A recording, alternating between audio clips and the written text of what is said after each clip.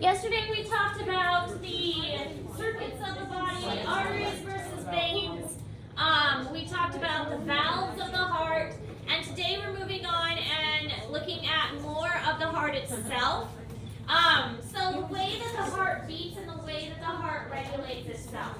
It's actually regulated by the autonomic nervous system and intrinsic conduction system, which we really didn't talk about too much. The intrinsic conduction system, but basically this is a series of nodes on the heart that help to set the rhythm. So these nodes set the rhythm and then pass that signal on, so the heart contracts in a very specific pattern, in a specific way. You want to make sure that the heart is squeezing from the bottom to the top, or from the ventricles to the atriums, and the ventricles to the vessels, and then the atriums just kind of filter into the ventricles. This nodal system also is going to try and keep a heart rate of about 75 beats per minute. Now, obviously, that is not going to stay that way for everybody. When we are exercising, that's going to increase. When we are sleeping, that is going to decrease. So there's a lot of variation throughout the day, but about 75 beats per minute is average of a regular heart rate throughout the day.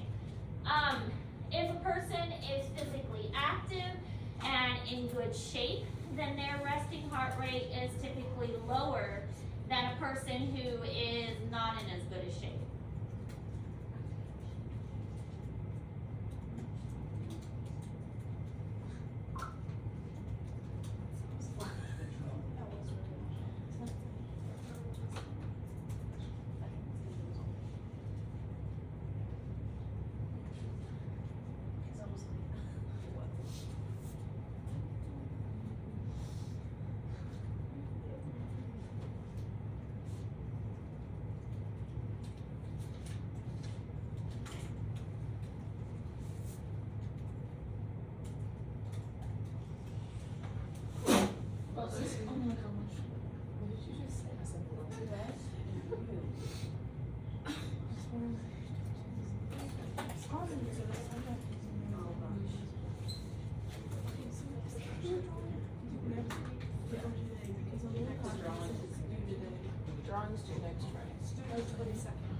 That's what I thought. But on the Google Classroom, it is due today. I was freaking out. I didn't. And I didn't want to say the results.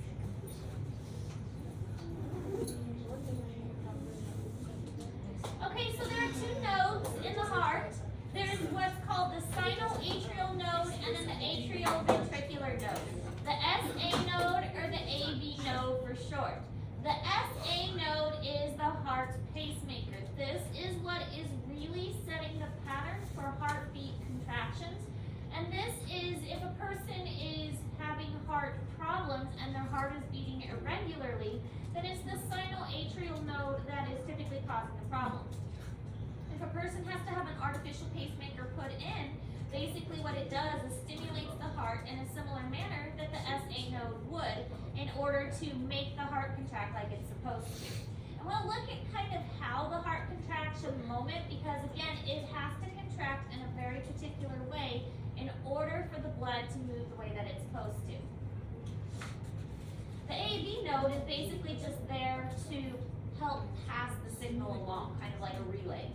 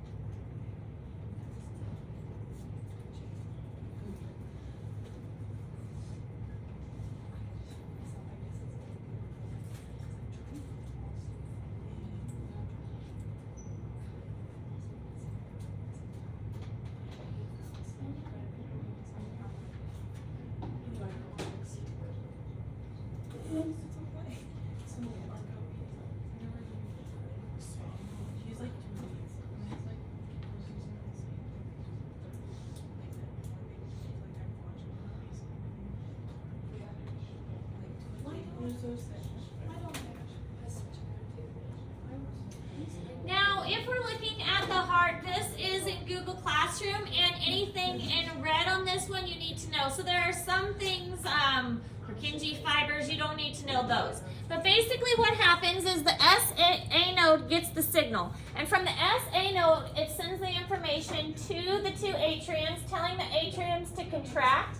That signal stimulates the AV node. The AV node sends the signal down the septum, and then reaches the apex of the ventricles, and from there it sends it up the sides of the ventricles. So it goes down the middle and then it goes up the sides, and that's going to tell the heart to squeeze kind of from the bottom, squeezing upwards. This valve is going to close to prevent backflow, and then that's going to shoot it through the semilunar valves instead. So it starts at the SA node, which triggers the atriums. Blood flows through the atrioventricular valves, the bicuspid and the tricuspid, into the ventricles. Signal is stimulated by the AV node, sends it down the septum, up the sides, squeezing the ventricles from the bottom upwards. These valves close by the pressure of the blood, so blood can't backflow, and then it goes through the semilunar valves. So you do need to know kind of how the blood flows through and the importance of the SA and the AV nodes and how it goes down the septum and up the sides. But this picture is in Google Classroom. Now, as far as heartbeats itself, I'm sure we've all watched, or most of us have watched doctor videos, and they're like, they're tachycardic or they're bradycardic. Well, this is what it means. Tachycardia is a rapid heart rate. This is when the heart rate increases and it's over 100 beats per minute. Now, this is common if you're exercising. It's not common if you're just sitting there and your heart races. Now, if you get startled, like a scary movie or something, then your heart rate's going to increase too. But if it just increases for no reason, that's not normal. And that's called tachycardia. So here we have a normal rhythm. You can see these normal beats. Each one of these represents a beat. And then the tachycardia, we've got them lots and lots of beats. Bradycardia is a slow heart rate. So the heart rate is slowing down. So bradycardia is less than 60 beats per minute, also not normal. This will be on the test. You will have a picture similar to this, and you will have to tell me which is which. Okay? Yes? The heartbeats of like a marathon runner, are they faster or are they slower? They will be slower because the individual has trained their body to be more efficient, if that makes sense. Yeah. They are more efficient so their body doesn't have to work as hard. Their muscles are stronger. Their muscles are better at getting that oxygen. Their lungs are better at taking it in. And so their heart rate is going to be lower because their body doesn't have to work as hard. Junctional rhythm is just kind of a messed up heart rate. It's just kind of all over the place.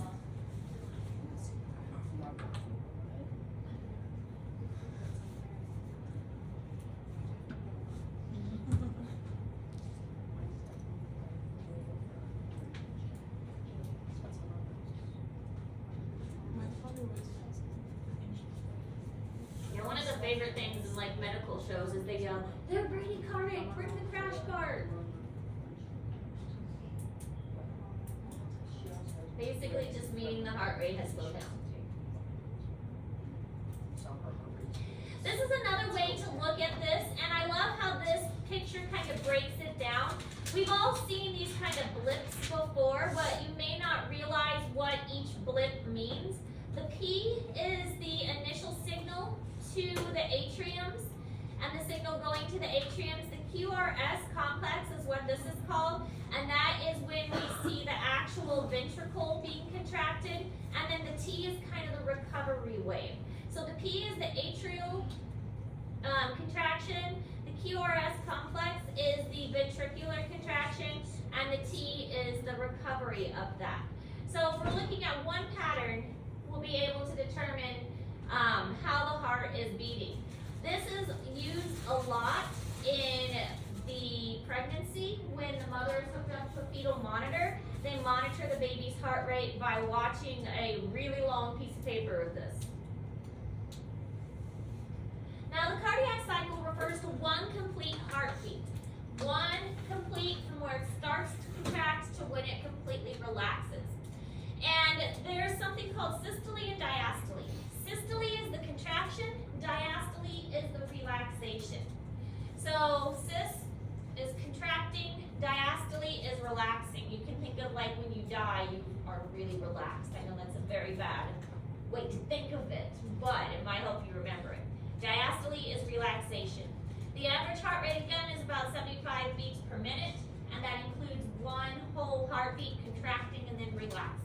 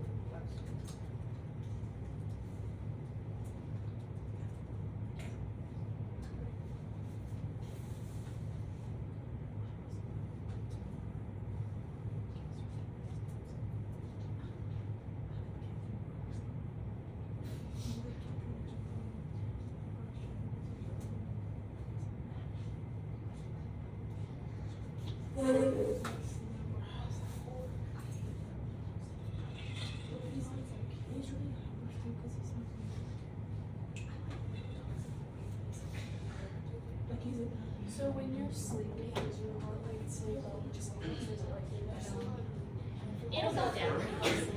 It goes down when you're sleeping. Unless you have a dream or something, then it can start. Okay, so the sound of the heart. It makes kind of a love-dove sound, but what you are actually hearing is the snapping shut of the valves. So when you're listening to a heartbeat, you're not really listening to the heart contracting, you're listening to the valves snapping shut. The first sound you hear are the AV valves snapping shut. The second sound that you hear are the semilunar valves that are closing. They do follow each other. The sounds are really close together, that lub-dub, lub-dub, lub-dub, because they are contracting in sequence. But the AVs closing first, and then the semilunars are closing second. And they kind of snap shut at the same time.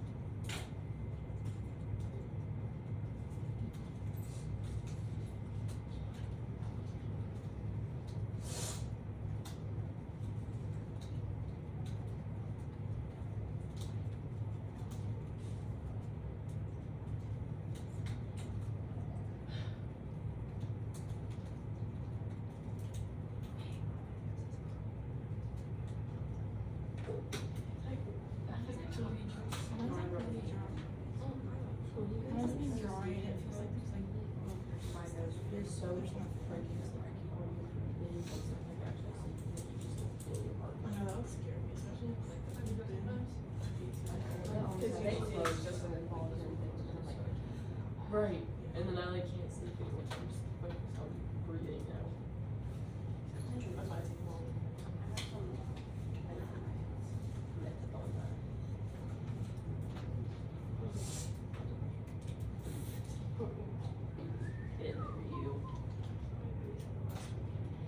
This shows just kind of the pattern of a heart contraction. This is also in Google Classroom. So when the heart is completely relaxed, it is filled with blood.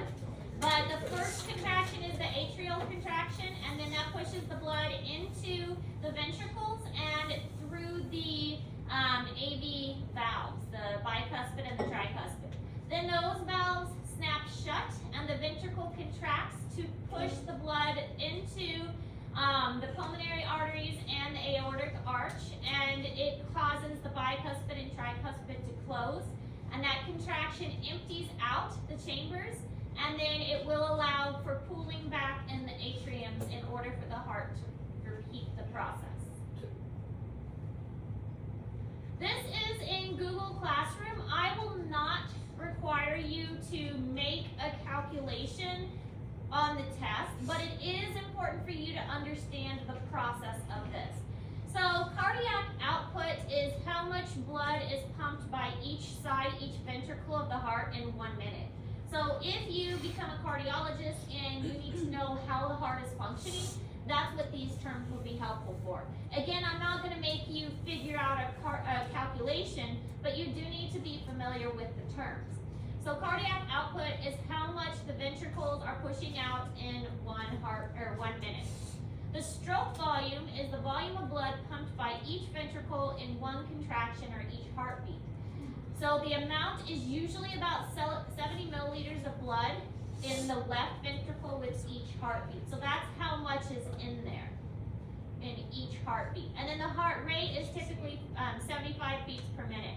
So to figure out the total cardiac output, you take the heart rate times the stroke volume. So you multiply these together, you get your total cardiac output. Again, I'm not going to make you do this, but this is something that a cardiologist would have to do in order to figure out how much of the heart is damaged, how much blood that patient is processing, things like that. But this is in Google Classroom for you. All right, factors that modify the basic heart rate. Neural controls the autonomic nervous system. So the sympathetic and parasympathetic nervous systems are going to control the heart rate, and that's what stimulates the heart to contract and sends that message to the SA node.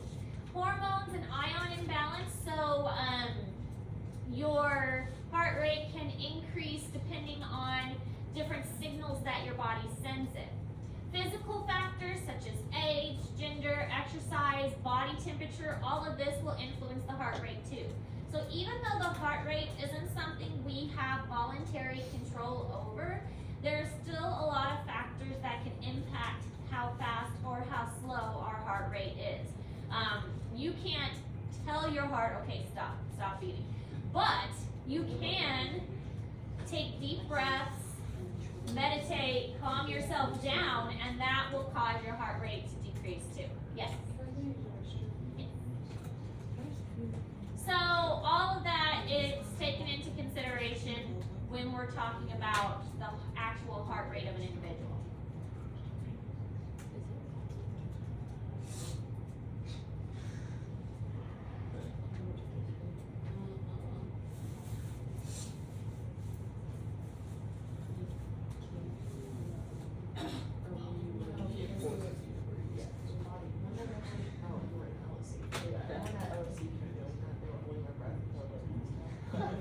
You pass out and then your body starts like unless you what are we here? What are we watching today? What? Chicago? No, I don't wanna watch that. I'd rather watch a little Sean Breeze and all and be like, oh my Yeah. gosh. And it's literally sure.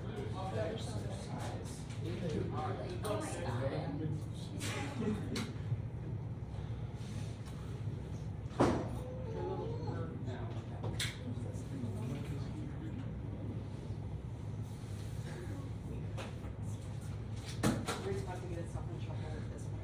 I know. This just shows a lot of different factors that impact the heart. We've already talked about this, so we're not really going to get into it too much. But age, overall health, all of that is good. I mean, if you take the heartbeats of an infant that is still in the womb, then the heart rates are going to range anywhere from 135 to 160. So the heart rates of an infant is a lot higher than the heart rates of an adult. All right, any questions about any of that? Two assignments due today, the 2 crash courses. The cardio drawing is due next week instead. So make sure you get those the crash courses and the bell work turned in today. Can you put the bell back up there? Yes.